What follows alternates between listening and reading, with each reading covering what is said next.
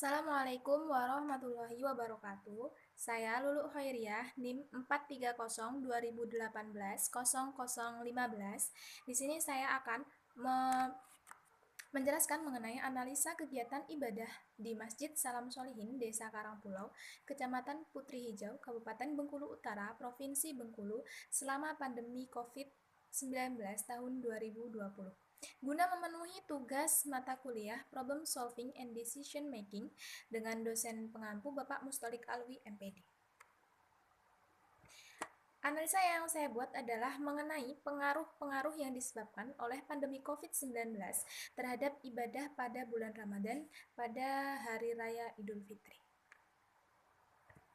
Seperti yang kita ketahui bahwa dunia sedang dilanda masalah yang luar biasa hebatnya tahun ini. Muncul sebuah virus yang digadang-gadang berawal dari Wuhan, Cina.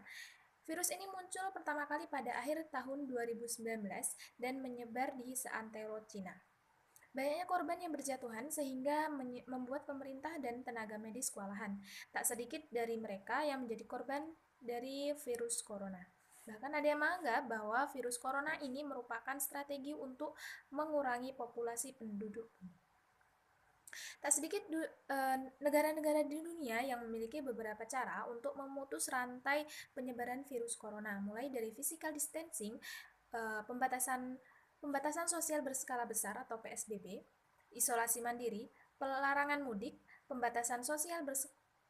pelarangan mudik dan menyarankan untuk menjaga kesehatan dengan cara mencuci tangan secara rutin, meminum vitamin untuk daya tahan tubuh, melakukan olahraga secara teratur, dan lain sebagainya. Nah, hal-hal tersebut diyakini untuk dapat mengurangi penyebaran virus corona. Banyak sekali negara yang merasakan dampak dari virus corona ini. Sebagian besar dampak yang dirasakan adalah dampak negatif. Melemahnya beberapa sektor di negara dunia membuat pemerintah harus berpikir panjang dan berusaha untuk segera menuntaskan pandemi ini. Di Indonesia sendiri, virus corona ini membawa dampak pada beberapa bidang seperti ekonomi, sosial, dan keagamaan. Hal ini sempat menjadi sorotan hangat dan menimbulkan beberapa konflik di kalangan masyarakat. Yang analisa saya pertama adalah ibadah pada bulan puasa seperti sholat tarawih dan zakat fitrah di Masjid Salam Solihin.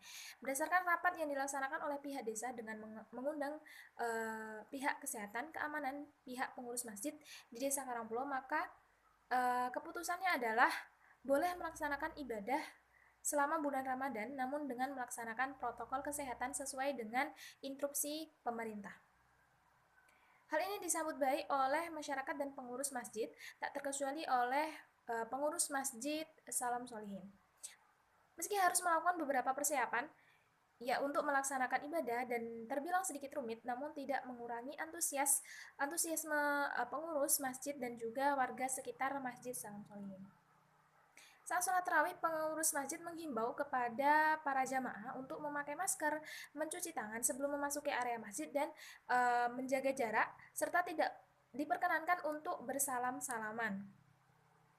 Pengurus masjid Salam Solihin juga Salam Solihin juga menghimbau kepada para jamaah untuk melakukan ibadah sholat di rumah saja, namun mereka juga tidak menghalangi kepada para jamaah untuk melaksanakan ibadah di dalam masjid. Untuk yang kedua adalah pembayaran zakat fitrah. Untuk pembayaran zakat fitrah juga tidak jauh berbeda dengan pelaksanaan sholat tarawih berjamaah. Mereka yang ingin membayar zakat diharuskan memakai masker, mencuci tangan sebelum memasuki area masjid, menjaga jarak, dan tentunya tidak saling bersentuhan. Pembayaran zakat fitrah juga tidak seramai biasanya atau tahun lalu, mengingat tahun ini tidak banyak warga sekitar masjid yang melaksanakan mudik. Pembayaran zakat ini dikelola langsung oleh pengurus Masjid Salam Solihin. Untuk penyaluran dilakukan oleh beberapa pengurus saja yang disebar ke seluruh rumah warga yang berhak untuk menerima zakat fitrah. Ibadah sholat tarawih dan pengelolaan zakat fitrah tergolong aman dan terkendali. Tidak ada hambatan yang berarti, hanya saja pengurus masjid yang lebih banyak menyiapkan beberapa hal untuk mendukung protokol kesehatan seperti yang dicanangkan oleh pemerintah Republik Indonesia. Yang kedua adalah pelaksanaan ibadah sholat Idul Fitri secara berjamaah dan silaturahmi warga di sekitar Masjid Salam Solihin. Pelaksanaan sholat Idul Fitri tak jauh berbeda dengan pelaksanaan ibadah sholat tarawih. Jamaah diharuskan untuk menggunakan masker, menjaga jarak saat sholat dilaksanakan, lalu mencuci tangan sebelum memasuki area masjid, dan lain sebagainya.